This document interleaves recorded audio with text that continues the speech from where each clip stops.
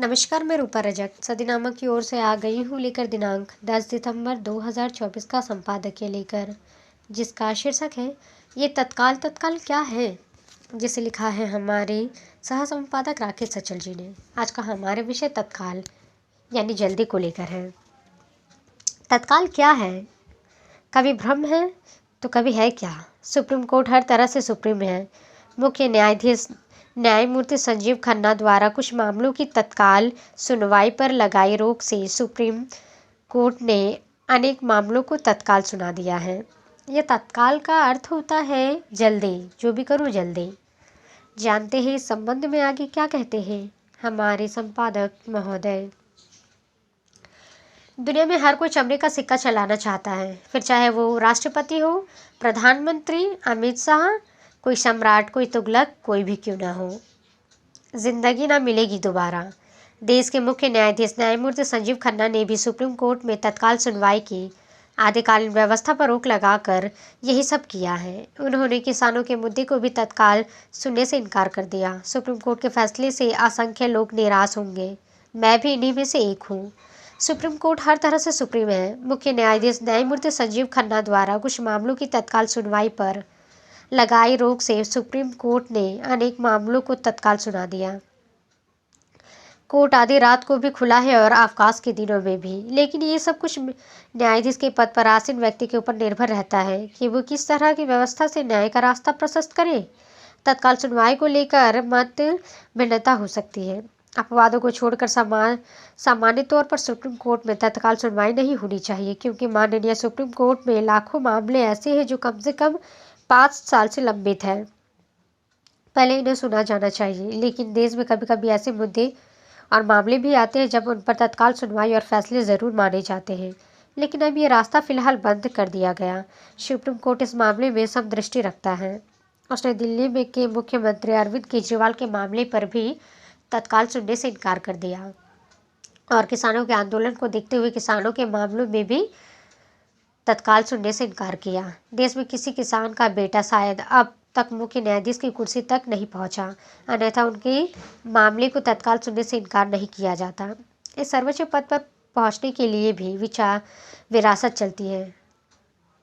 आपके पिता, चाचा और कोई रिश्तेदार यदि न्यायिक सेवा में रहे हो तो आपको यहाँ तक पहुँचने का रास्ता मिलता है। आपको बता दें कि जिस तरह से दुनिया यौन से हमारा लोकतंत्र सबसे पुराना है, उसी तरह हमारी सर्वोच्च अदालत भी दूसरे देशों की अदालतों के मुकाबले सर्वशक्तिमान है। इसके पीछे कई कारण हैं। भारत की 73 साल पुरानी अदालत कार्यकारी अधिनियमों, संसदीय कानूनों एवं संविधान के संशोधन को रद्द कर सकती है। सुप्रीम कोर्ट के कोई 3 दर्जन न्यायाधीश लगभग 70,000 अपीलों और याचिकाओं का भार संभालते हैं और हर साल लगभग 1,000 फैसले देते हैं। एक पुराना आंकड़ा है कि नवंबर 2018 में सुप्रीम कोर्ट में 40% मामले 5 साल से अधिक समय से लंबित हैं, जबकि 8% दूसरे अन्य मामले 10 साल से अधिक समय से लंबित हैं। साल 2004 में 5 साल पहले से अधिक समय लंबित मामले 7% थे। मामलों को ट्रायल कोर्ट में शुरू होने से लेकर सुप्रीम कोर्ट के निपटारे तक औसतन लगभग 13 साल और 6 महीने लग गए। इस दौरान शीर्ष अदालत की कार्रवाई में कुछ समय का 1/3 समय लगा, जो न्यायपालिका के प्रत्येक स्तर पर औसत अवधि के समान होता है। बहरहाल बात किसान की करते हैं। किसानों के मामले पर तत्काल सुनवाई से इनकार करने से किसान भले ही विचलित हो, लेकिन केंद्र सरकार ने तो सचमुच राहत महसूस की होगी।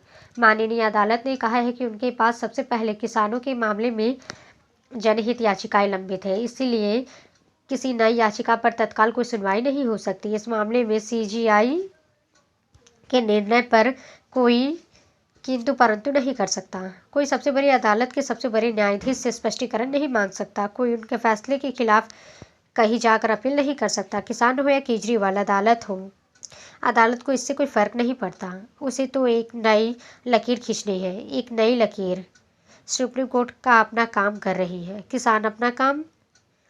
कोई किसी को रोकता नहीं, टोकता नहीं। सरकार भी अपना काम कर रही है, भले ही आज की सरकार बैसाखियों पर चलने वाली सरकार है।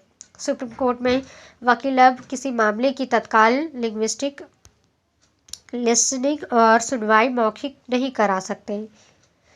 सीजेआई संजीव खन्ना ने निर्देश दिए गए हैं कि वकीलों को इसके लिए ईमेल या लिखित आवेदन देना होगा। दरअसल खन्ना साहब ने ये सब जुडिशियल रिफॉर्म के लिए सिटीजन सेंट्रिक एजेंडे की रूपरेखा के तहत किया। सीजेआई के फैसले से किसान ही नहीं, सुप्रीम कोर्ट के वकील भी चकित हुए, क्योंकि उनका धंधा भी तो इस फैसले से प्रभावित हुआ। जस्टिस संजीव खन्ना ने 11 नवंबर को देश के 91वें चीफ जस्टिस की शपथ ली। राष्ट्रपति भवन में राष्ट्रपति द्रौपदी मुर्मू ने उन्हें शपथ दिलाई थी। Chief justice of India D.Y.. Chandrachud 10 नवंबर को रिटायर्ड हो चुके हैं। सीजेआई संजीव खन्ना के तत्काल सुनवाई के मामले में दिए गए निर्देशों पर अभी फिलहाल 13 मई 2025 तक तो पुनर्विचार नहीं हो सकता। अब जो भी होगा खन्ना साहब के सेवानिवृत्त होने के बाद होगा। तब तक किसान हो या केजरीवाल को इंतजार करना ही होगा। तत्काल सुनवाई के मामले में यदि कोई वकील माननीय सुप्रीम कोर्ट को लिखित में संतुष्ट करा दे तो अदालत तत्काल सुनवाई कर सकती है, लेकिन ये आसान काम नहीं। सीजेआई संजीव खन्ना साहब की इस निर्णय से प्रभावित होने वाले कुछ भी सोचने के लिए स्वतंत्र हैं। वे इस फैसले को जन विरोधी भी बता सकते हैं, उनका समर्थन भी कर सकते हैं और मौन भी रह सकते हैं।